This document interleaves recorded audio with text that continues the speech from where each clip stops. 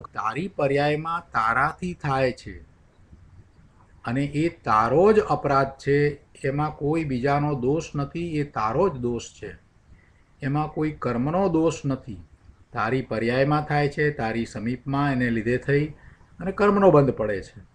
એટલે કે આશ્રવ અને કર્મ બંધ થાય છે તે તને થાય છે અને એના ફળ પણ તારે ભોગવવાના આવશે.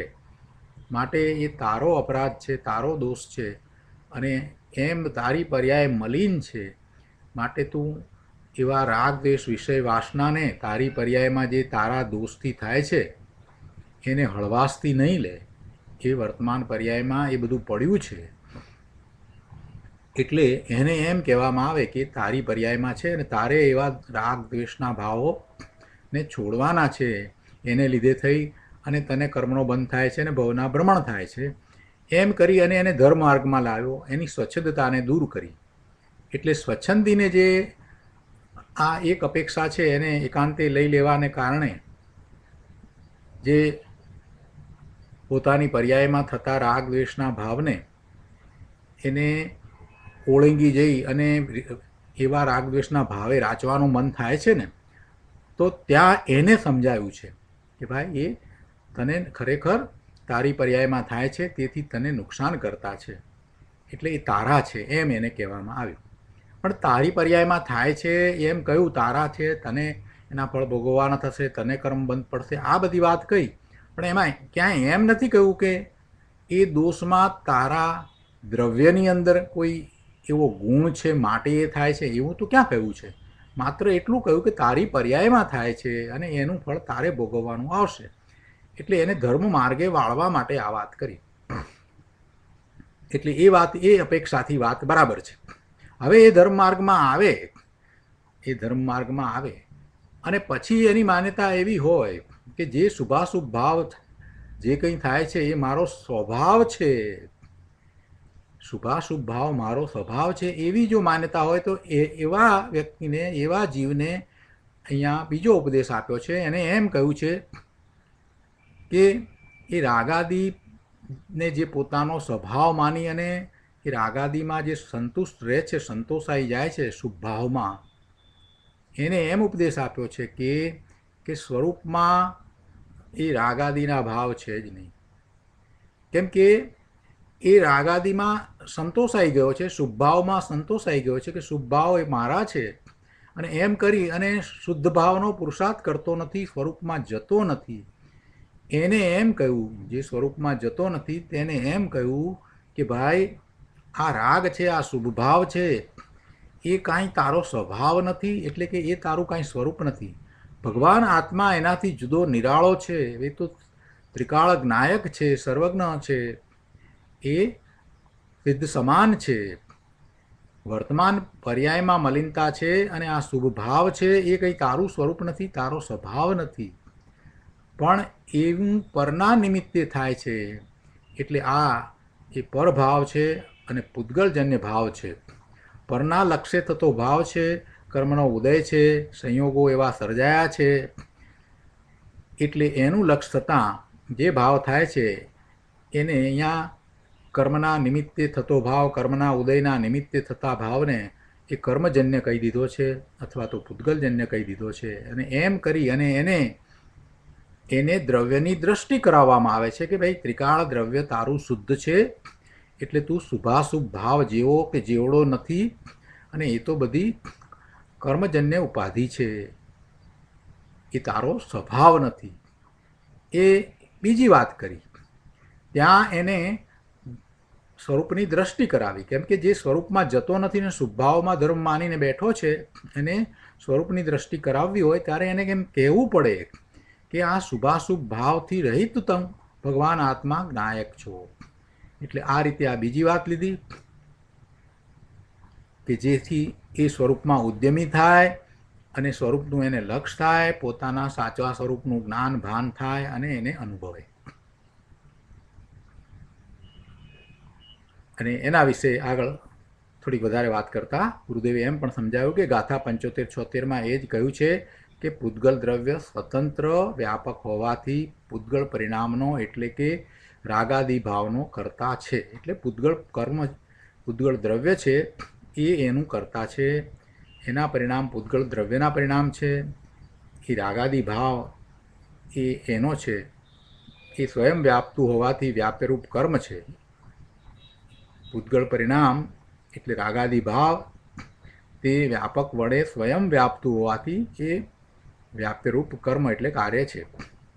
એટલે આ પ્રમાણે એ રાગને કર્મજન્ય કહી અને એને સ્વભાવની દ્રષ્ટિ કરાવી, અને સ્વભાવની દ્રષ્ટિમાં એ વસ્તુ નથી, શુભ ભાવ નથી એમ એને સમજાવ્યું અને સ્વરૂપનું આલંબન કરાવ્યું. એટલે ત્રીજી રીતે જો જોઈએ તો સમ્યક દ્રષ્ટિને જેને સ્વરૂપનું આલંબન થયું છે, સ્વરૂપનું શરણું થયું છે અને સ્વરૂપને અનુભવ્યું છે, એની દ્રષ્ટિમાં આ રાગાદી ભાવ બધા જ ભાવ છે એ પોતાના નથી, પોતાના કોઈ ગુણને કારણે થતા નથી, પોતે એનાથી જુદો ભિન્ન છે એવું ભેદ જ્ઞાન સતત રહે છે. એટલે એ જે કંઈ રાગાદી ભાવ છે એને જ્ઞાતા દ્રષ્ટા ભાવે જ જાણે છે અને એમ કરીને એ સ્વમાં સ્થિત રહેવાનો પુરુષાર્થ કરે છે. આ ત્રીજી વાત જે કરવાનું છે તે આ વાત છે. તો આ વાત આપણે ગઈકાલે લીધી હતી. ટોડરમલજીએ પણ આ વાતને 4 લીટીમાં કહી છે, પણ ગુરુદેવે ખૂબ વિસ્તારપૂર્વક એ બધું બરાબર સમજાવ્યું છે અને એને આપણે બરાબર સમજવાનું છે. અને એનો વિસ્તાર આજે પણ ઘણો આવે છે. આજે ઘણા પ્રશ્નો છે, એ બધા પ્રશ્નો આપણે લઈશું. આ ગાથામાં આવેલી વાત તો આપણને સમજાઈ ગઈ છે, પણ આ ગાથાનો વિસ્તાર કરતાં ઘણા પ્રશ્નો થયા છે અને એ પ્રશ્નોના ઉત્તર જે રીતે ગુરુદેવે આપ્યા છે એને સમજતા ધર્મનું સાચું સ્વરૂપ આપણને સમજાઈ જાય છે. શાસ્ત્રોની અંદર ક્યાંય વિરોધાભાસ નથી એ વાત આપણને સમજાઈ જાય છે. એક શાસ્ત્રમાં એક અપેક્ષાએ વાત કરવામાં આવી હોય, બીજા શાસ્ત્રમાં બીજી અપેક્ષાએ વાત કરવામાં આવી હોય, એવું અનેકાંત સ્વરૂપ જૈન દર્શનનું છે અને એ આપણને અહીંયા ગુરુદેવે ખૂબ સમજાવ્યું છે. પાના નંબર 66 ઉપર કહે છે કે અહીં કહ્યું કે ખરેખર રાગ નામનું પૂતગળ કર્મ છે, તેના ઉદયના વિપાકથી ઉત્પન્ન થયેલો આ રાગરૂપ ભાવ છે. ગાથા 75માં પણ એ જ કહ્યું છે કે રાગ દ્વેષ પુણ્ય પાપના અંતરંગમાં જે ભાવ થાય છે તે પૂતગળ પરિણામ પૂતગળનું કાર્ય છે. આ કઈ અપેક્ષાએ વાત છે કે રાગાદી જીવનો સ્વભાવ નથી. સ્વભાવથી એ રાગાદી છે એ જુદી ચીજ છે, ભિન્ન છે એમ બતાવવા તેને પૂતગળનું કર્મજન્ય પરિણામ છે એમ કહ્યું છે. રાગાદી આત્માનો સ્વભાવ નથી, આત્માના કોઈ ગુણને કારણે થતા નથી. જો એમ થતું હોય તો સિદ્ધને પણ થાય. એટલે એનો અર્થ એ થયો કે રાગાદી આત્માનો સ્વભાવ નથી. જ્યારે વાસ્તવિક પર્યાયની સ્થિતિનું સ્વરૂપ કહે, પર્યાયની વાત કરે, વાસ્તવિક પર્યાયની સ્થિતિનું સ્વરૂપ કહે એટલે વાસ્તવિકમાં જે પર્યાય જે છે એ પણ પર્યાય તો ક્ષણિક છે. વાસ્તવિક કહ્યું એટલે કે એ છે, હોવાપણે છે, એક સમયનું સત છે જે બદલાયા કરે છે. દરેક સમયે તે છે એટલે એ એક સમયનું સત છે એટલે એને વાસ્તવિક કહ્યું. એટલે ગુરુદેવ કહે છે કે જ્યારે વાસ્તવિક પર્યાયની સ્થિતિનું સ્વરૂપ કહે કે પર્યાયમાં શું છે એની વાત કરવામાં આવે ત્યારે રાગ દ્વેષ આદિ જેટલો વિકાર થાય છે તે ષટકારક રૂપ પરિણમન જીવથી જીવનું જીવમાં છે. એ પરિણમન જે થઈ રહ્યું છે એ જીવનું થઈ રહ્યું છે. એ પર્યાય સ્વતંત્ર રીતે એના પોતાના ષટકારકોથી ઉત્પન્ન થાય છે, પણ એ પર્યાય જીવની છે. જીવ એવા ભાવે થાય છે અને એમાં જીવનો દોષ છે. શું દોષ છે? તો કે પોતે પોતાના સ્વરૂપથી ચ્યુત થઈને પરનું લક્ષ કરી અને એવા ભાવે થાય છે, એ એનો દોષ છે. જીવનો જો કોઈ મોટામાં મોટો દોષ હોય તો એટલો જ છે કે પોતે પોતાના સ્વરૂપને જાણતો નથી અને પોતાના સ્વરૂપમાં રહેતો નથી. એટલે જ આ સંસારની રચના થઈ. જીવ પોતે પોતાના સ્વરૂપમાં રહે છે તો એને સંસાર નથી. જીવ પોતે પોતાના સ્વભાવ ભાવથી શુદ્ધ પરિણમનથી ચ્યુત થઈને પરનું લક્ષ કરે છે તો એને શુભાશુભ ભાવ થાય છે અને એવું પરિણમન, એવી જે પર્યાય જે થઈ એ કાર્ય જીવનું છે. અને એ પર્યાય જે થઈ છે એ પર્યાયની ઉત્પત્તિ એ એના પોતાના ષટકારકથી થઈ છે. અને એ વખતે ઉપાદાન કારણ જીવનું જો લઈએ તો એ વખતે ઉપાદાન અશુદ્ધ ઉપાદાન છે. એ અશુદ્ધ ઉપાદાન છે. એના છ કારકો એ પર્યાયના છે. પર્યાય સ્વતંત્ર રીતે એ કાળે એવી જ ઉત્પન્ન થવાની હતી માટે થઈ છે, કેમ કે જીવની એવી એ વખતે યોગ્યતા છે. એનું અશુદ્ધ ઉપાદાન છે એનો અર્થ કે જીવની એ વખતે એવી યોગ્યતા છે કે એવી પર્યાય થાય, એવી પર્યાય થાય એવી જીવની યોગ્યતા છે.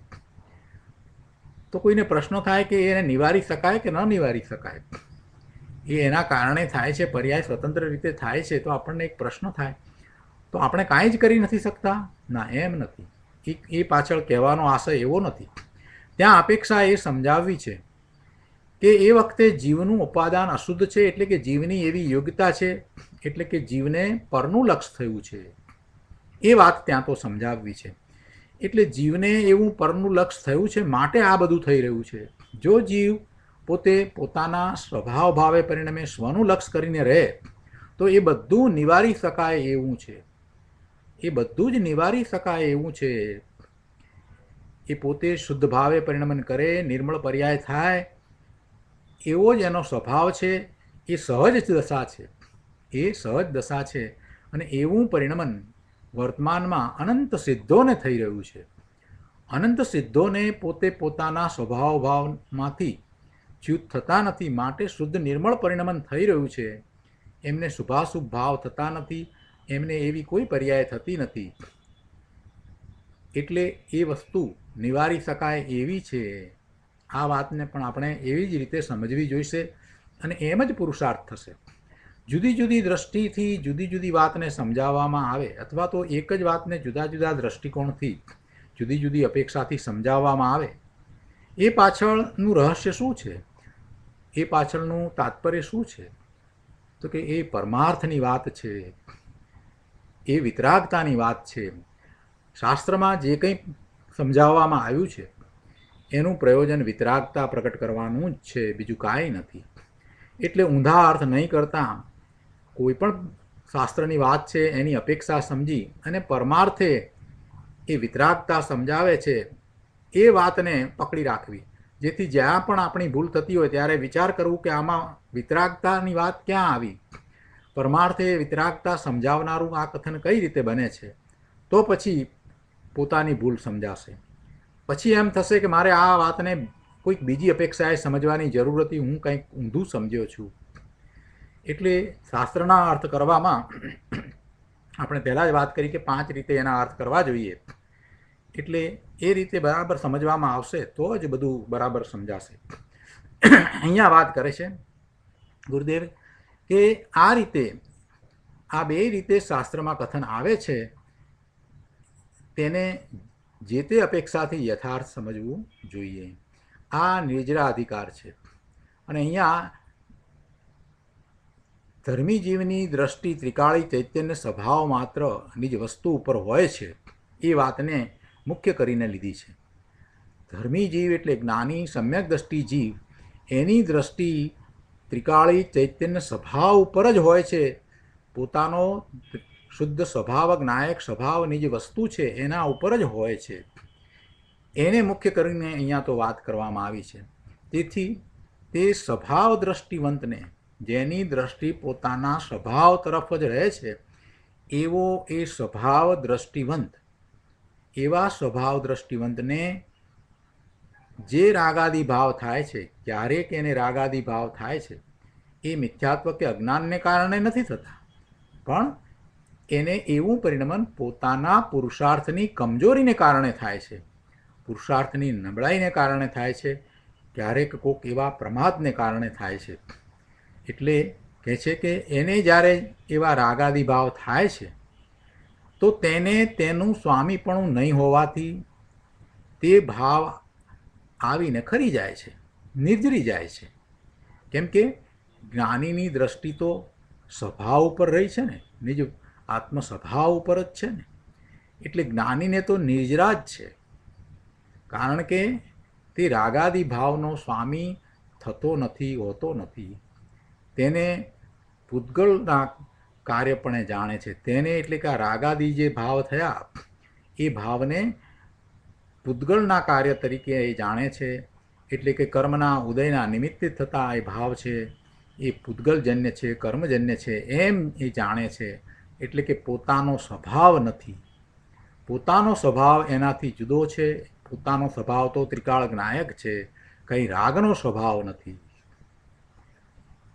એટલે સ્વભાવના આશ્રયે આ રાગાદિ થતા નથી, અને એમ સ્વભાવના આશ્રયે રહેતા એ રાગાદિથી નિવર્તે છે, રાગાદિથી નિવર્તે છે. હવે આટલી વાત કરી એટલે જેને અભ્યાસ ઓછો છે અને માત્ર 1 કલાકનું પ્રવચન કે 1 કલાકનો સ્વાધ્યાય કરે ને ઘરે જઈને પુસ્તક પણ ઉઘાડતો નથી, એને બધા ઘણા પ્રશ્ન થાય. પ્રશ્ન થવાનું કારણ શું હોય? જરાક પણ અભ્યાસ ન હોય ને એટલે પછી જ્યાંથી ત્યાંથી જે થોડી ઘણી વાતો જાણી લીધી હોય, સ્વાધ્યાય સિવાય બીજું કાંઈ કરતો ન હોય. જેટલા વક્તાઓ આવે બધાને સાંભળવા ચાલ્યો જાય, પણ પોતે જાતે શાસ્ત્રનો અભ્યાસ કરે જ નહીં. જાણે કે પેલા વક્તાઓની જ બધી જવાબદારી છે સમજાવવાની. એવી માન્યતા વર્તમાનમાં અહીંયા ભારતમાં લગભગ પોતાની જાતને જૈન કહેવડાવનારા 95% માણસોની છે. એમ જ માને કે મહારાજ સાહેબ કે એ બરાબર, આપણે તો ભાઈ આ બધું હોય. શાસ્ત્ર કોણ વાંચે? તો કીધું મહારાજ સાહેબ વાંચે ને આપણાથી થોડું વંચાય. એમ આવી તો ઊંધી માન્યતા વર્તે. અને એક મહારાજ સાહેબે આમ કહ્યું ને બીજાએ આમ કહ્યું ને બાપુ આ તો વાત ટોપ કહેવાય, ટોપ. આવી વાતો કરે. અરે ભાઈ, આ ટોપ શું ટોપ વાત કરે છે? 2 વાત શુભની કરી દીધી એટલે તું એમાં આવી ગયો? જરા શાસ્ત્ર ખોલીને વાંચ તો ખરો. અહીંયા આવા લોકો જે છે એમને આવા પ્રશ્ન થાય. એટલે પ્રશ્ન શું કર્યો છે કે આ ગુરુદેવ આપે આ બધી વાત સમજાવી, આટલી બધી અપેક્ષાઓ ને આ બધું કેવી રીતે અમે યાદ રાખીએ? જો સમજે નહીં એટલે પ્રશ્ન આવો થાય, યાદ રાખવાનો વિકલ્પ થાય. આમાં યાદ રાખવા જેવું ક્યાં છે? આમાં તો સમજવાની વાત છે. પણ છતાંય પ્રશ્ન શું કર્યો કે આમાં કેટલી અપેક્ષાઓ બધી યાદ રાખવી. આપ સવારે પ્રવચનમાં કહો છો કે રાગ વિકાર તારાથી થાય છે. સવારના પ્રવચનમાં તો કે આવી વાત આવે છે અને વિકાર તારો છે. વળી બપોરના પ્રવચનમાં કહો છો કે રાગાદિ પૂતગલનું કાર્ય છે, તારું કાર્ય નથી. આમાં અમારે શું સમજવું? જ્યારે પ્રવચન ગુરુદેવ આપે ત્યારે એની અપેક્ષા ખૂબ સ્પષ્ટ કરે, છતાં એ બિચારા અભ્યાસ ન કરે ને એટલે પછી ગૂંચવાડા થાય. ગુરુદેવ તો શાંતિથી સમજાવે. 45 વર્ષ સુધી ગુરુદેવે શાંતિથી ધીરજપૂર્વક સમજાવ્યું છે. આટલું ધીરજપૂર્વક આટલા વર્ષો સુધી કોઈ સમજાવી શકે? એ તીર્થંકરનું દ્રવ્ય હોય ને તો જ સમજાવી શકે. બાકી તમે હો ને, કોઈ પણ હોય તો કંટાળી જાય કે આ એકની વાત તમે વારંવાર શું સમજ્યા વગર આમને આમ પ્રશ્નો કર્યા કરો છો. જરા ઘેરે જઈને જરા પુસ્તક તો ઉઘાડો, એને સમજવાનો પ્રયત્ન તો કરો. આ ધંધામાં ને બીજી બધી વાતમાં, શેર બજારમાં તો બધી સમજણ પડે છે ને આમાં જ સમજણ નથી પડતી. તમારે સમજવું જ નથી. એમ કરીને આપણે તો કદાચ મગજ ગુમાવી દઈએ. પણ ગુરુદેવે તો હંમેશા શાંત ચિત્તે બહુ પ્રેમથી વાત સમજાવી છે. જો અહીંયા પણ એ વાત સમજાવતા કહે છે કે ભાઈ, જ્યાં જે અપેક્ષા હોય તે યથાર્થ સમજવી જોઈએ. જુઓ, રાગ ખરેખર તો એક સમયની જીવની પર્યાયમાં પોતાથી સ્વતંત્ર થાય છે. પોતાનો તે દોષ છે, પણ તે દોષ છે એ કાંઈ સ્વભાવ નથી. દોષ એવો સ્વભાવ નથી કે સ્વભાવને કારણે એવો દોષ થાય. સ્વભાવ એટલે આત્માનો એવો સ્વભાવ નથી કે એને દોષ થયા કરે. અને એમ બતાવવા માટે, એટલે કે સ્વભાવ શુદ્ધ છે, નિર્મળ છે, એ જ્ઞાન સ્વભાવ છે, એ ચેતન છે, એ દોષ રહિત છે, એવો આત્માનો સ્વભાવ બતાવવા માટે, એવી સ્વભાવની દ્રષ્ટિ કરાવવા માટે અહીંયા જે આ રાગ છે એને એમ કહ્યું કે એ સ્વભાવજન્ય નથી, સ્વભાવમાં નથી, એ આત્માના કોઈ ગુણને કારણે નથી. એટલે એ ભગવાન આત્મા ત્રિકાળ શુદ્ધ છે, એનો એવો સ્વભાવ નથી. જેને સ્વભાવની દ્રષ્ટિ થઈ છે એવો જ્ઞાની ધર્મી ધર્માત્મા, એને રાગને પોતાનાથી ભિન્ન પૂતગળનું કાર્ય માની ને સ્વભાવના અવલંબે એ રાગને છોડી દે છે. જેને સ્વભાવની દ્રષ્ટિ થઈ છે એવો જ્ઞાની તો એ રાગને પોતાથી જુદો માને છે, પોતાથી ભિન્ન માને છે, અને પોતાથી ભિન્ન છે એટલે એને એ પૂતગળના પરિણામ, પૂતગળનું કાર્ય, કર્મના ઉદયના નિમિત્તે થતું એ પૂતગળનું કાર્ય એમ કરીને છોડી દે છે. થાય છે એની પર્યાયમાં, એની એટલે જીવની પર્યાયમાં, છતાં પણ પોતાનો એ સ્વભાવ નથી ને, પોતાના આત્માનું લક્ષ્ય કરતાં એ રાગ દ્વેષ થતા નથી ને, સિદ્ધ ભગવાનને એ થતા નથી ને, એટલે કે આત્માના સ્વરૂપમાં એ વસ્તુ નથી ને, તો પછી એ મારી નથી, મારામાં નથી એવી દ્રઢતા સમ્યક દ્રષ્ટિ જ્ઞાનીને સતત હોય જ છે. એટલે રાગ આવ્યો છે તો એને એ નબળાઈ સમજી અને એને છોડી દે છે, એને એ જ્ઞાતા દ્રષ્ટા ભાવે જુએ છે, એની સાથે જોડાતો નથી, એની સાથે એકરૂપતા કરતો નથી, એમાં એને એકત્વ મમત્વ થતું નથી, એમાં એને ઇષ્ટ બુદ્ધિ થતી નથી. આ જ્ઞાનીની દ્રષ્ટિ છે. વળી પાછો પ્રશ્ન કર્યો કે નિમિત્તથી વિકાર થાય. તમે જે આ કહ્યું કે કર્મના ઉદયના નિમિત્તે વિકાર થાય, તો કાંઈ નિમિત્તથી વિકાર થાય? નિમિત્તથી વિકાર થાય એટલે શું? એમ ગુરુદેવે પાછી સ્પષ્ટતા કરી કે નિમિત્તથી થાય એટલે નિમિત્તના લક્ષ્ય પોતાથી પોતાનામાં થાય. નિમિત્ત એ કર્મના ઉદય છે. એ કર્મના ઉદયો, જડ કર્મના ઉદયો જડમાં રહ્યા, એ જીવમાં કાંઈ કરે નહીં, એટલે એ અહીંયા કંઈ કરતું નથી. નિમિત્ત શું છે? જડ કર્મના ઉદયો. અને જડ કર્મના ઉદયોથી તો એના ફળ સ્વરૂપે જે કંઈ પ્રાપ્ત થાય છે, જે સમીપમાં આવે છે, એ પણ જુદું છે. જેમ કે પુણ્યકર્મનો ઉદય છે તો લક્ષ્મી પ્રાપ્ત થઈ, તો લક્ષ્મીના પરમાણુઓ જુદા છે અને પેલા જડકર્મના પરમાણુઓ જુદા છે. એટલે એવા જડકર્મનું કંઈક જીવની અંદર કરવાપણું થાય એ તો બિલકુલ બને નહીં. એટલે એ જડકર્મના ઉદયનું નિમિત્ત પામીને ખરેખર તો જીવ પોતે એનું લક્ષ્ય કરીને એવા ભાવે પરિણમે છે. નિમિત્તથી થાય એનો અર્થ એ થયો કે નિમિત્તના લક્ષ્ય પોતાથી પોતાનામાં થાય છે, અને પોતાથી પોતાનામાં થાય છે એટલે એને કોઈ દબાણ નથી કરતું, છતાં એને થાય છે એટલે એને માટે દોષી એ છે, અપરાધી એ છે.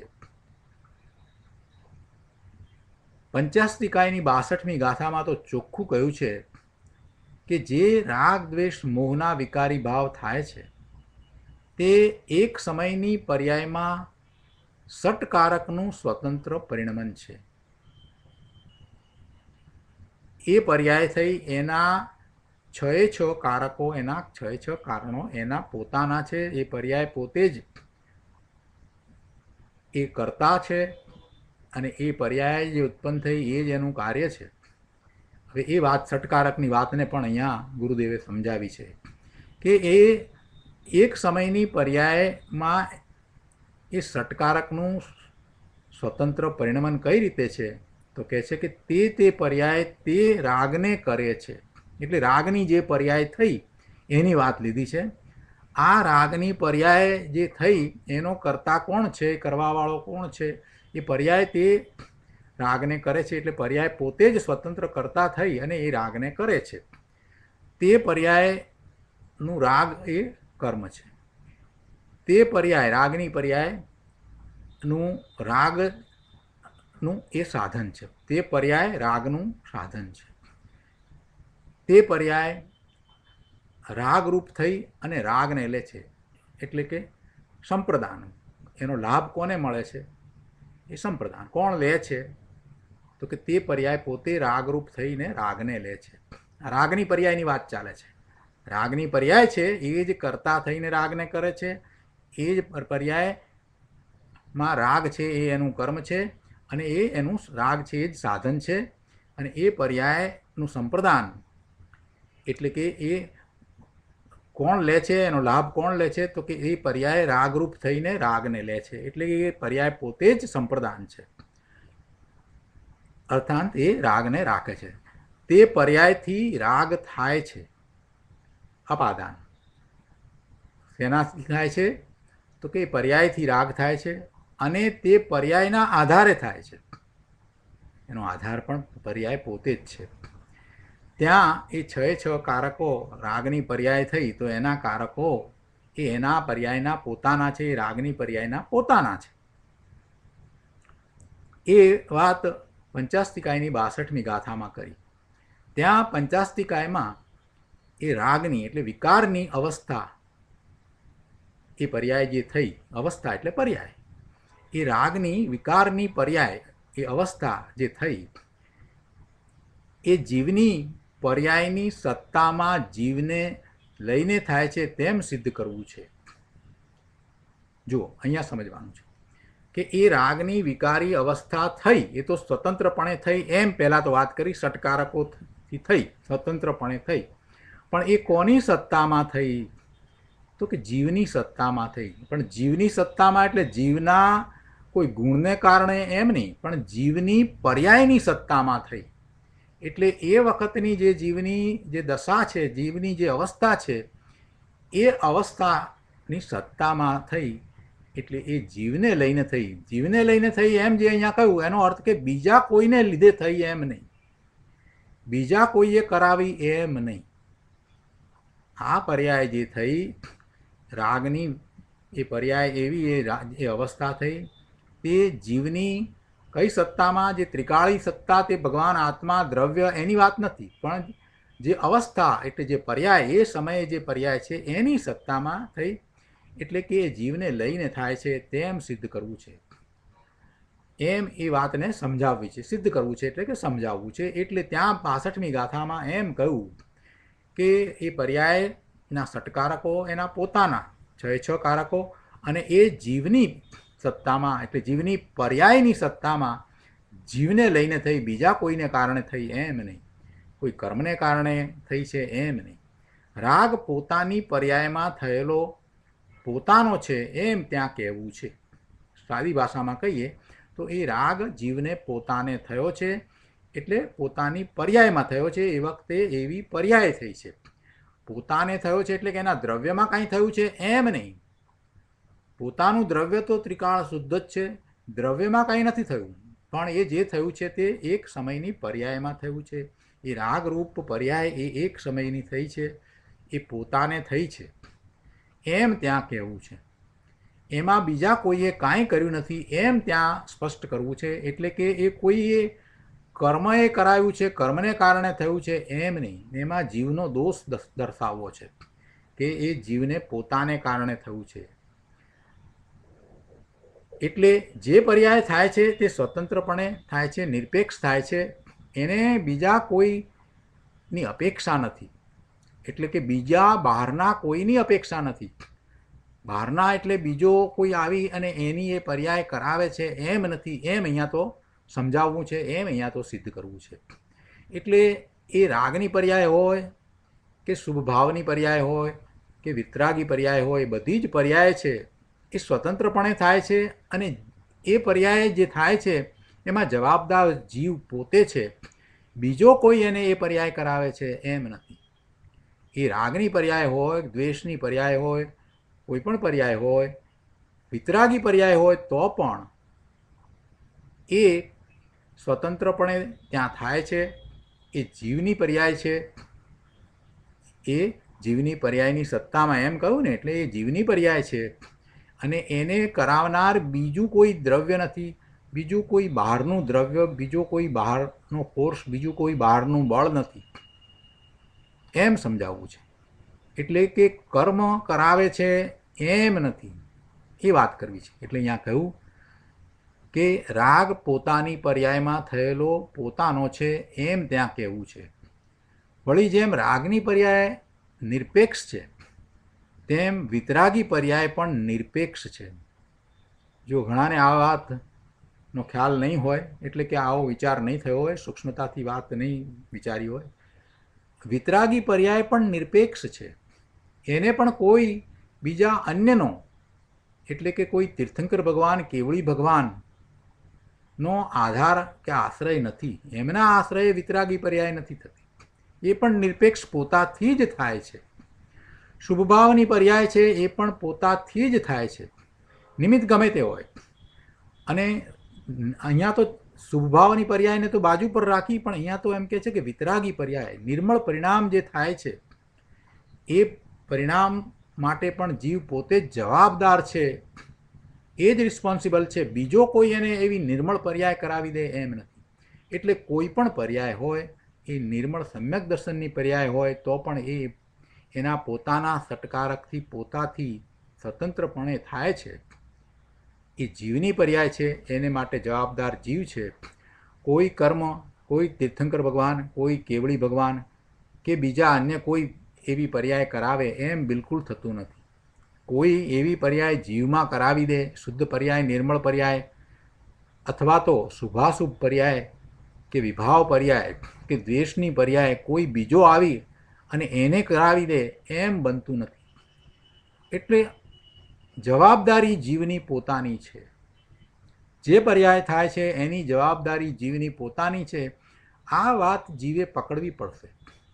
અને પછી જ્યારે એને એ વાત તો બંને વખતે રહે છે, વિતરાગી પર્યાય વખતે પણ છે અને શુભાશુભ ભાવ પ્રત્યે પણ છે. બંને જાતની પર્યાયો વખતે એ વાત તો રહે છે. પણ એ પછીથી એને એવી વિભાવ ભાવની પર્યાય ન થાય અને એનું કારણ જ એને શોધવું પડે કે શા માટે થાય છે અને ન થાય એ માટે શું કરવું. એટલે કે એનું કારણ એને શોધવું પડે અને એનું કારણ શોધતા એને ખ્યાલ આવે છે કે એ પોતે પોતાના સ્વભાવમાંથી બહાર નીકળે છે ને, ત્યાંથી ચ્યુત થાય છે અને બહાર આવે છે ને, તો જ એવી વિભાવી પર્યાય થાય છે, વિભાવ ભાવ શુભાશુભ ભાવ થાય છે.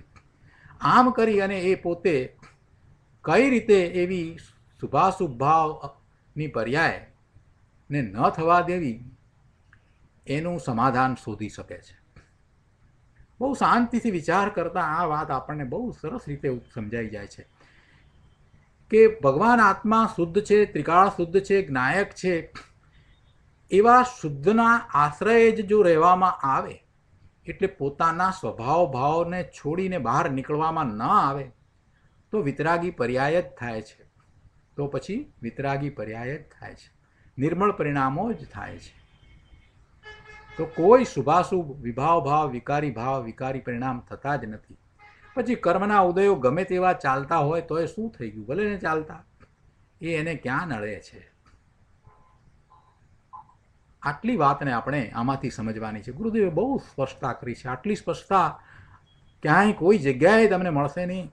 આ તો અમૂલ્ય ખજાનો છે.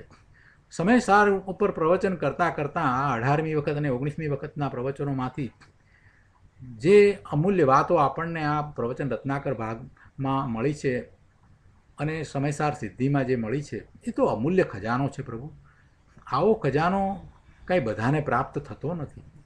અને આવા અમૂલ્ય ખજાનાને એક બાજુ મૂકી અને આપણે આ જીવનના બાકીના સમયને વેડફી નાખીશું તો કેમ ચાલશે.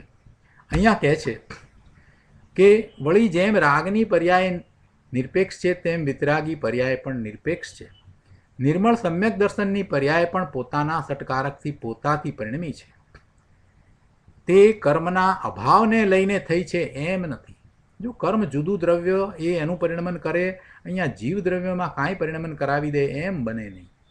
એટલે કહે છે કે તે પર્યાય કર્મના અભાવથી, કઈ પર્યાય? નિર્મળ પર્યાય, સમ્યક દર્શનની પર્યાય થઈ છે. એ કંઈક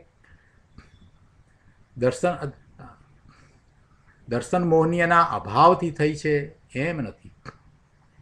તથા દ્રવ્ય ગુણના કારણે થઈ છે એમ પણ નથી. જો કેટલી બધી સ્પષ્ટતા કરી છે. આત્માના દ્રવ્ય ગુણના કારણે એવી પર્યાય થઈ છે એમ પણ નથી. તે વિતરાગી પર્યાય જે છે એને અહીંયા સ્વતંત્ર બતાવવી છે. અહીંયા એની મુખ્યતાથી વાત કરવી છે. એ પરિણામો એના પોતાના છે અને એ પરિણામો થયા છે તો એ સ્વતંત્ર રીતે થયા છે. એટલે એમાં કોઈની અપેક્ષા નથી, એ નિરપેક્ષ છે. તે કર્મના અભાવને લઈને થઈ છે એમ પણ નથી, તથા દ્રવ્ય ગુણના કારણે થઈ છે એમ પણ નથી. પર્યાય રાગની હો કે વિતરાગી હો, બંને નિરપેક્ષ છે. પર્યાયો બંને પ્રકારની, એ રાગની, દ્વેષની, મોહની એવી પર્યાયો હોય કે વિતરાગી નિર્મળ પર્યાય હોય એ બધી પર્યાય નિરપેક્ષ છે, પરંતુ રાગ સ્વભાવમાં નથી. રાગ છે તે આત્માનો સ્વભાવ નથી અને એ આત્માના સ્વભાવની અંદર એ વસ્તુ છે જ નહીં અને સ્વભાવનું કાર્ય પણ નથી. તેથી એ રાગની પર્યાય જ્યારે થાય છે ત્યારે એને એમ કહેવામાં આવે કે એ પરિણામો પૂતગળના લક્ષ્ય થયા છે. પૂતગળના લક્ષ્ય એટલે કે કર્મના ઉદયો આવ્યા છે એનું લક્ષ્ય કરતા થયા છે, એટલે એ પૂતગળજનિત છે એમ કહેવામાં આવે. એ પૂતગળનું કાર્ય છે એમ કહી અને એની સ્પષ્ટતા એ રીતે કરી. કેમ કે પોતાના સ્વભાવને કારણે નથી થયા તો શેને કારણે થયા છે? પોતાના સ્વભાવમાં નથી તો કઈ રીતે છે? તો કે એ પૂતગળનું લક્ષ્ય થતાં થયા છે. તેથી એ પૂતગળના લક્ષ્ય થતો રાગ પૂતગળનું કાર્ય છે એમ કહી અને એનો ત્યાગ કરાવ્યો છે. એવા ભાવનો ત્યાગ કરાવ્યો છે, એવા વિપરીત શ્રદ્ધાનો ત્યાગ કરાવ્યો છે.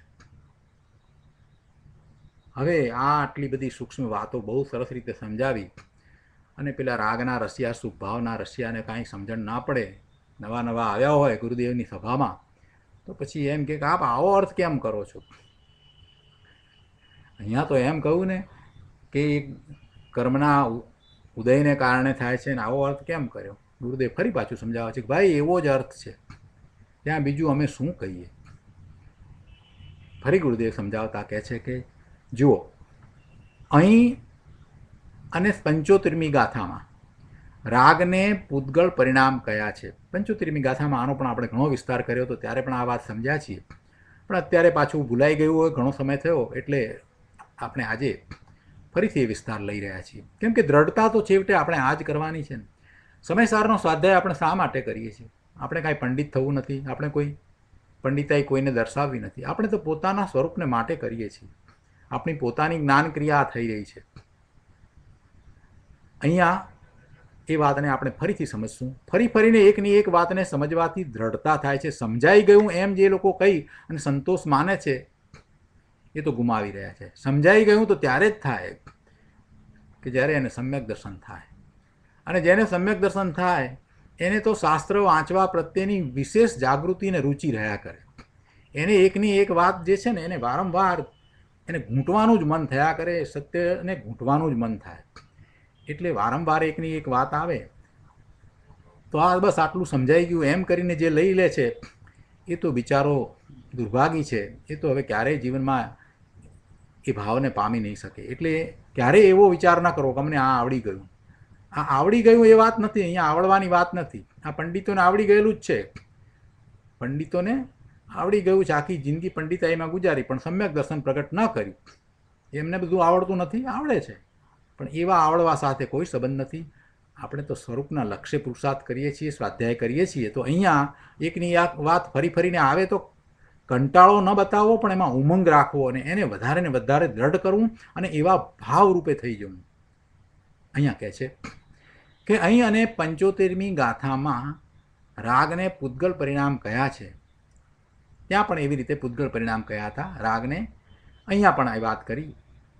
તેથી કરીને રાગ કર્મને લઈને થાય છે એમ જો કોઈ માને તો તે મૂંડ મિથ્યા દ્રષ્ટિ છે. આ વાત અહીંયા પણ આવીને પહેલાં પણ આવી છે અને એનો વિસ્તાર આપણે કર્યો છે. અને છતાં પણ જો કોઈ એમ માને કે રાગ કર્મને લીધે થાય છે તો એ મૂંડ મિથ્યા દ્રષ્ટિ છે. ભાઈ, પૂતગળ કર્મ તો જળ પર દ્રવ્ય છે, જળ છે, પરદ્રવ્ય છે. તેનાથી આ ચેતન ભગવાન આત્મા જીવ એમાં વિકાર કેવી રીતે થાય? એટલે કે ન જ થાય. પણ જડના નિમિત્તે થતો રાગ સ્વભાવમાં નથી એ વાતને અહીંયા દર્શાવવી છે. એટલે જડના નિમિત્તે થતો રાગ સ્વભાવમાં નથી, માટે એને પૂતગળના પરિણામ કહેવામાં આવ્યા છે. કાંઈ એ ખરેખર એ પૂતગળના પરિણામ નથી. જડના નિમિત્તે થતો રાગ સ્વભાવમાં નથી, આત્માના સ્વભાવમાં નથી. માટે સ્વભાવ દ્રષ્ટિવંત પુરુષ, સમ્યક દ્રષ્ટિ પુરુષ તેને પૂતગળનું કાર્ય જાણી અને છોડે છે, કાઢી નાખે છે. ધર્મીની દ્રષ્ટિ નિરંતર સ્વભાવ ઉપર છે. એની દ્રષ્ટિ પોતાના ત્રિકાળી જ્ઞાયકો સ્વભાવ ઉપર છે. અને સ્વભાવમાં અને સ્વભાવની દ્રષ્ટિમાં રાગ કે વિકાર નથી. તેથી દ્રષ્ટિવંત પુરુષ, સમ્યક દ્રષ્ટિ પુરુષ, પુરુષ કહેતા જીવ સમજવો, જે મોક્ષ માર્ગમાં છે, જે સાધક છે, એવા આત્માને પુરુષ કહેવામાં આવે છે. એટલે એમાં અહીંયા સ્ત્રી કે પુરુષની વર્તમાન પર્યાયની વાત નથી. પુરુષ કહેતા એ બધા આવી જાય. સ્ત્રી અને પુરુષ જે વર્તમાન પર્યાયમાં છે એ બધા એમાં આવી ગયા. જે સાધક છે, મોક્ષ માર્ગમાં છે, એ બધા આત્માને માટે પુરુષ શબ્દ વાપરવામાં આવે છે. એટલે દ્રષ્ટિવંત પુરુષ રાગને પોતાથી જુદો જાણી, પૃથક જાણી, તેને પૂતગળનું કાર્ય ગણીને છોડી દે છે. આટલી વાત અહીંયા લીધી છે. એટલે સમ્યક દ્રષ્ટિ જ્ઞાની છે, એની દ્રષ્ટિ આ રીતે આત્મા તરફ રહેવાથી જે કંઈ કર્મના નિમિત્તે, કર્મના ઉદયના નિમિત્તે એનું લક્ષ કરતા થતા જે ભાવ છે એને કર્મના કહી અને એને કાઢી નાખ્યા. અને માર્ગ આ રીતે જ છે અને એમ જ સમજવો પડશે. અહીંયા આગળ કહે છે કે કર્મના ઉદયના વિપાકથી ઉત્પન્ન થયેલો આ રાગરૂપ ભાવ છે. એટલે શું? ગુરુદેવ વધારે સ્પષ્ટતા કરતા અહીંયા ફરીથી કહે છે કે જોયું, કર્મના ઉદયથી રાગરૂપ ભાવ થયો છે એમ કહે છે. એમ કેમ કહ્યું? તો કે આ નિર્જરા અધિકારમાં સમકીતિની વાત છે ને, અને સમકીતિની દ્રષ્ટિ શુદ્ધ જ્ઞાયક સ્વભાવ પર છે. એટલે કર્મના ઉદયના વિપાકથી ઉત્પન્ન થયેલો રાગ એમ કહેવામાં આવ્યું. જીવનો રાગ ન કયો, રાગને કોનો કયો? કર્મના ઉદયના વિપાકથી ઉત્પન્ન થયેલો કયો. કેમ? કેમ કે આ નિર્જરા અધિકારમાં જેને નિર્જરા થાય છે એને પોતાના સ્વરૂપનું લક્ષ રહે છે. એ પોતે પોતાના સ્વભાવ ભાવે પરિણમે છે. એટલે કે સંવરની દશામાં છે.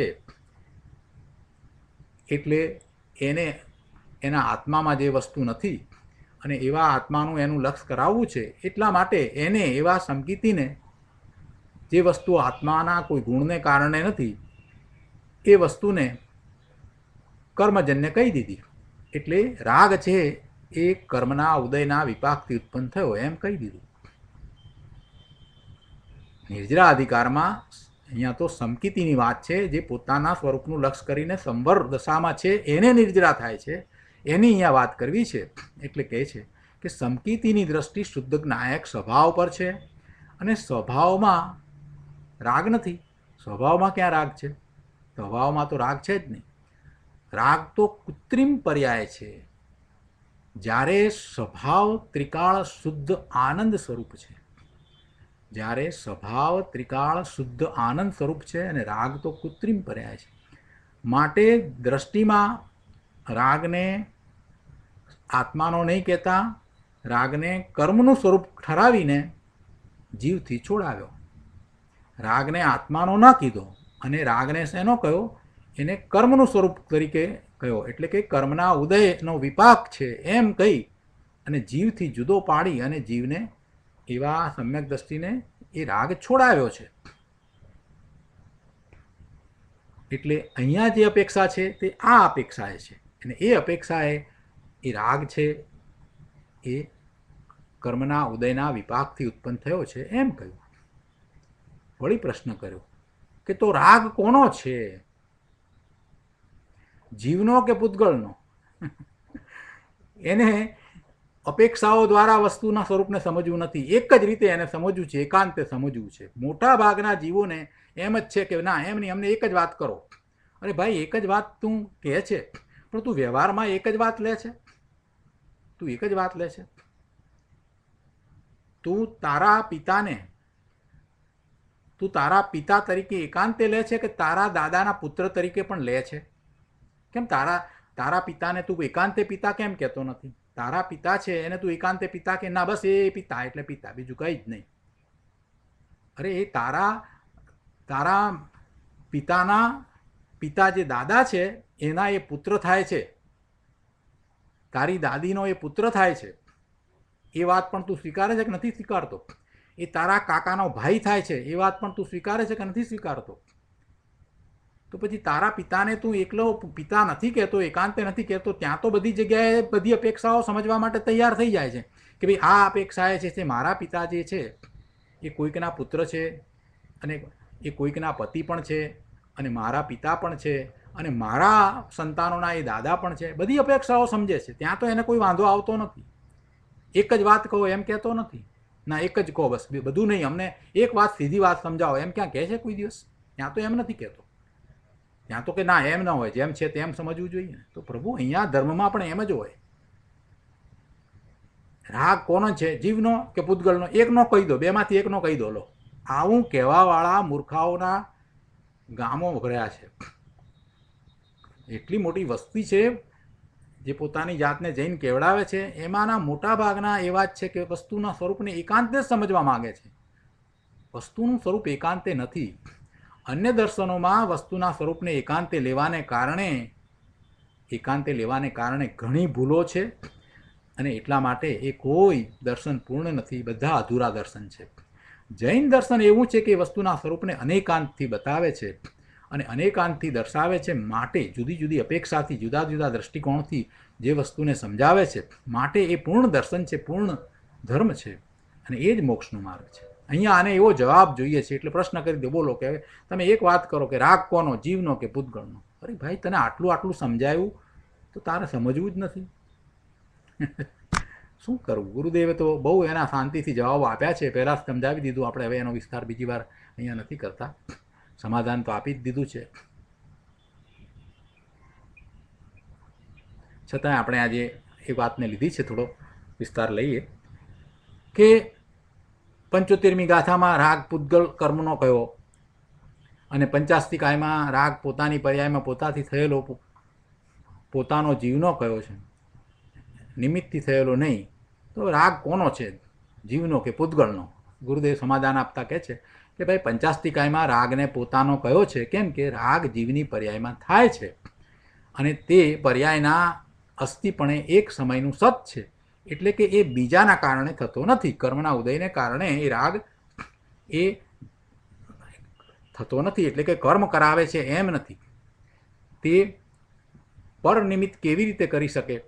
એટલે કે એ બીજામાં કેવી રીતે પરનિમિત્ત, એટલે એ જે પૂતગળ જે છે એટલે કે કર્મ જે છે એ નિમિત્ત છે, એ જીવની અંદર કેવી રીતે કરે? એટલે કે ના કરી શકે. એટલે એ વિકાર જે છે તે એને પોતામાં થાય છે, એ વાત 85 સમજાવી. એટલે એનો અર્થ એમ ત્યાં કહેવો છે કે એ પોતાનો અપરાધ છે. વિકારી પર્યાય કે થઈ છે એ પોતાનો અપરાધ છે, તેવી ત્યાં દ્રષ્ટિ કરાવવી છે. અને અહીંયા જ્ઞાનીની દ્રષ્ટિથી વાત કરવામાં આવી છે કે જ્ઞાનીની દ્રષ્ટિથી જોઈએ તો જ્ઞાનીની દ્રષ્ટિ જે શુદ્ધ આત્મા ઉપર રહે છે એવા શુદ્ધ આત્માની અંદર એ વસ્તુ રાગ છે જ નહીં, એટલે એ રીતે વાત કરવામાં આવી છે. એમાં પૂતગળનો છે કે જીવનો છે એવી રીતે ક્યાં વાત આવે જ છે? બંનેને બરાબર જેમ છે તે સમજવું જોઈશે ને ભાઈ. અહીંયા આગળ વાત મહત્વની કરી છે 68મા પાના ઉપર 3જા પેરેગ્રાફમાં. ગુરુદેવ કહે છે કે ભાષા તો જુઓ. અહીંયા જે કહ્યું ને કે તેના ઉદયના વિપાકથી, એટલે કર્મના ઉદયના વિપાકથી. કોના વિપાકથી? કે પૂતગલ કર્મ જે જળ છે તેના ઉદયના વિપાકથી ઉત્પન્ન થયેલો આ રાગરૂપ ભાવ છે તે સ્વભાવ નથી, તે સ્વભાવ નથી. અને એમ એ બતાવવા માટે આમ કહેવામાં આવ્યું કે એ કર્મના ઉદયના વિપાક રૂપે છે. એક સમયની વિકૃત અવસ્થા, આ જે પર્યાય થઈ, રાગ થયો એ વિકૃત અવસ્થા છે, વિકૃત દશા થઈ, એવી એ પર્યાય થઈ. વિકૃત એટલા માટે છે કે એ આત્માની સ્વાભાવિક પર્યાય નથી, એટલે એને વિકૃત અવસ્થા થઈ. એ એક સમયની વિકૃત અવસ્થા સ્વભાવ કેવી રીતે થઈ શકે? આત્માના ગુણ પ્રમાણે કાંઈ પરિણમન નથી, તો પછી એ સ્વભાવ ક્યાંથી થાય?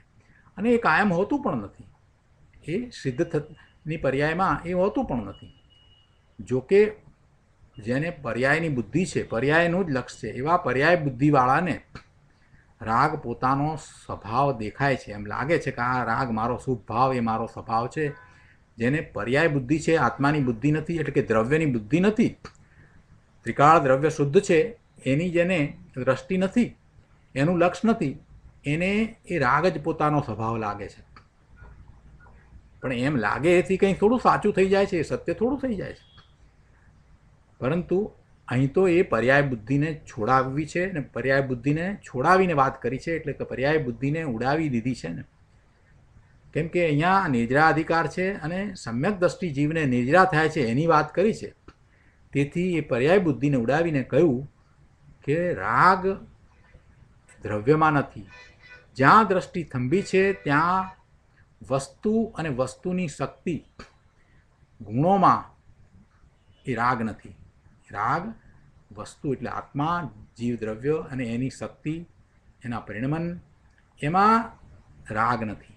તેથી રાગને આત્માનો નથી, એટલે એમ કહ્યું કે પૂતગળનો છે. અહીંયા જ્ઞાનીની દ્રષ્ટિની વાત કરી છે, સમ્યક દ્રષ્ટિની દ્રષ્ટિની વાત છે. ઘણો ઉઘાડ કર્યો, ઘણી સ્પષ્ટતાઓ કરી, છતાં પણ મારી બધાને સલાહ છે કે આ પ્રવચન આખું ઓછામાં ઓછું 2 વખત વાંચવા જેવું છે. ઘણી બધી બીજી બધી વાતો પણ સમજાઈ જશે.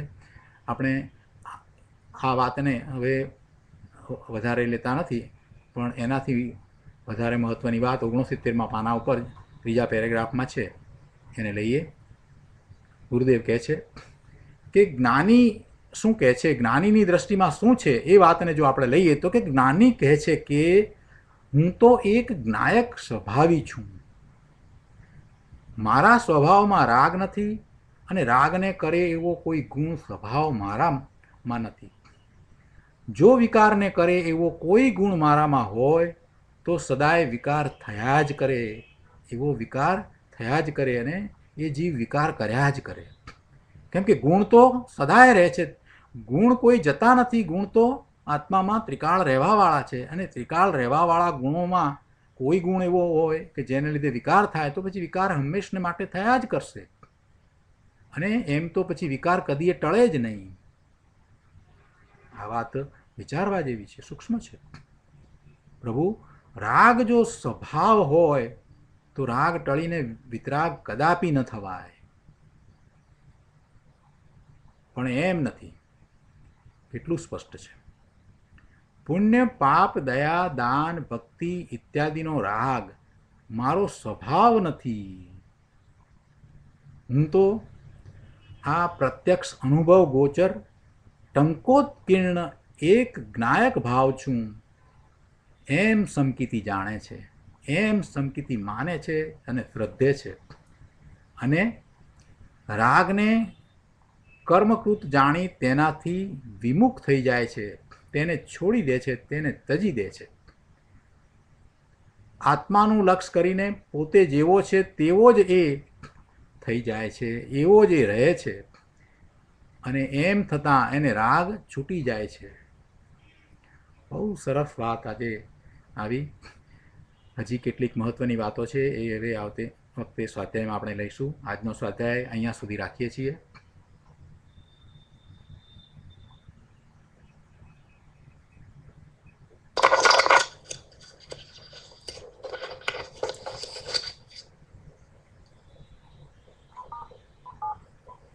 Conversation mode is on. Everyone can now be heard. હવે આજના સ્વાધ્યાય સંબંધી પ્રતિભાવ અથવા પ્રશ્ન હોય તો આપણે વિચાર કરીએ.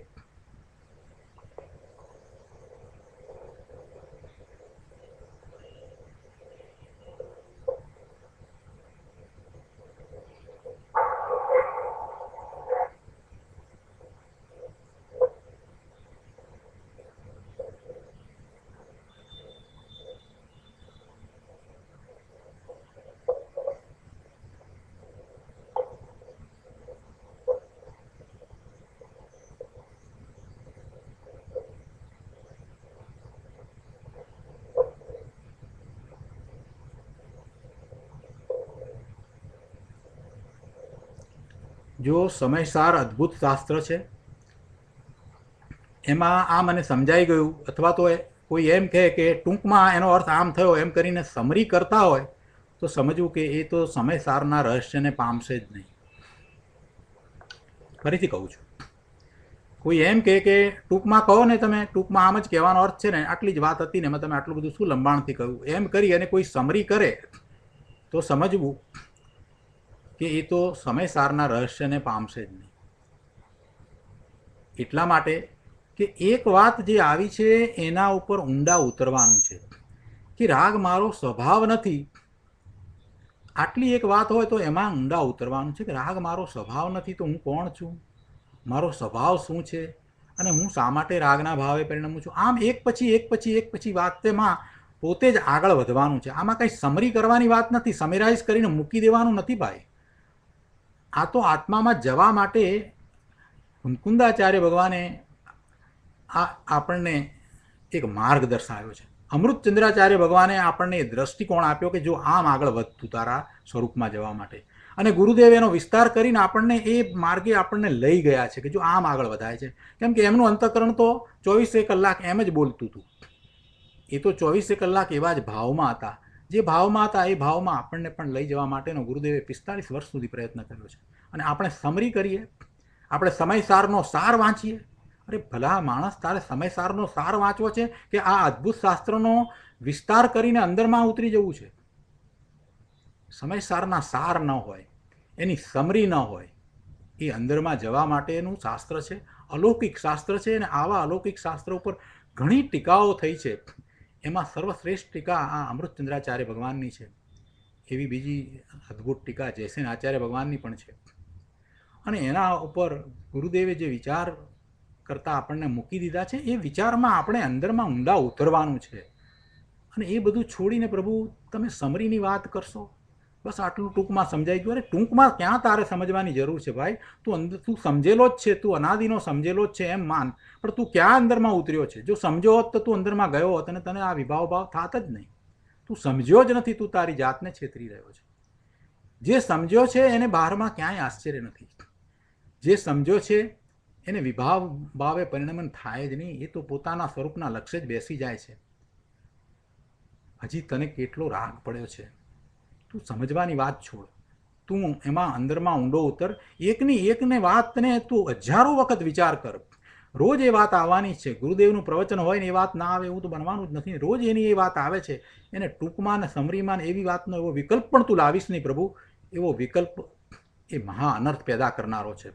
ઘણા લોકોને સ્વાધ્યાયમાં સમરી જોઈતી હોય છે. આવા અદ્ભુત શાસ્ત્રની સમરી, અરે પ્રભુ આ ગુરુદેવ તો આપણને અંદરમાં લઈ જાય છે એક બાજુ, અને તમારે એને ટૂંકું કરવું છે. શું કરવું છે તમારે? કઈ પરીક્ષામાં પાસ થવા જવું છે? જેને પરીક્ષાઓ પાસ કરવી હોય એને સમરી જોઈએ. આપણે પરીક્ષા નથી પાસ કરવી પ્રભુ, આપણે અંદરમાં જવું છે, સ્વરૂપમાં ઠરવું છે, સ્વરૂપની પ્રાપ્તિ કરવી છે. તો ખાસ વિનંતી કે ફરીને વાંચજો. એમ નહીં લેતા કે આટલું બધું લાંબુ ક્યાં વાંચીએ ને કેટલી બધી, એવો તો વિચાર જ ન કરશો. જીવન શેને માટે છે? આ જીવન આપણું શેને માટે છે? આટલી અદ્ભુત આપણને અનુકૂળતાઓ મળી છે. કેવી અદ્ભુત અનુકૂળતા કે જેમાં આપણને આ શાસ્ત્ર મળ્યા, આપણને આ વાત સમજાય, એની રુચિ થાય, આ બધું મળ્યું. આ કોઈ એક દૈવ સંયોગ છે. આવું પુણ્યનો ઉદય કંઈ વારે વારે મળતો નથી. આવા દૈવી સંયોગને આપણે જો એનો ઉપયોગ નહીં કરીએ તો પછી શું થશે? આ ટાઈમ છે, આ કાળ છે, બીજું બધું છોડી દો પ્રભુ. જીવનમાં આ જ કરવા જેવું છે. આ 1 કલાક પછી બીજા 5 કલાક પ્રભુ આની પાછળ ગાળજો. મારી તો ખાસ બધાને અનુમોદના છે, ખાસ વિનંતી છે કે આવા પ્રવચન રત્નાકરને વાંચીને અંદરમાં ઉતરવાનું છે.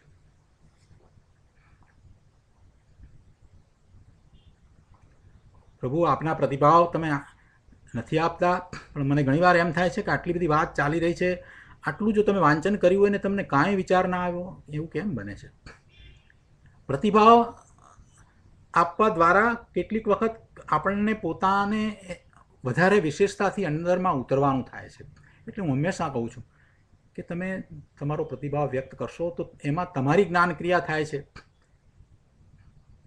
આજે નહીં તો હવે આવતીકાલે જરૂરથી પ્રતિભાવ આપજો. આજે આપણે સુખધામ બોલી અને સ્વાધ્યાય પૂરો કરીએ છીએ.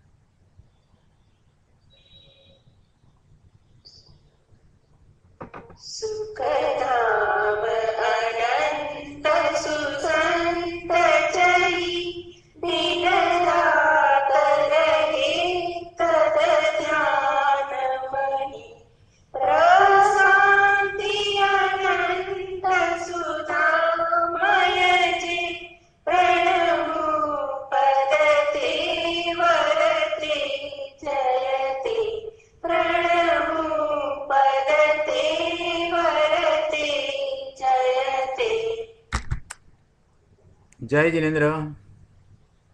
જય જિનેન્દ્ર. जिनेन्द्र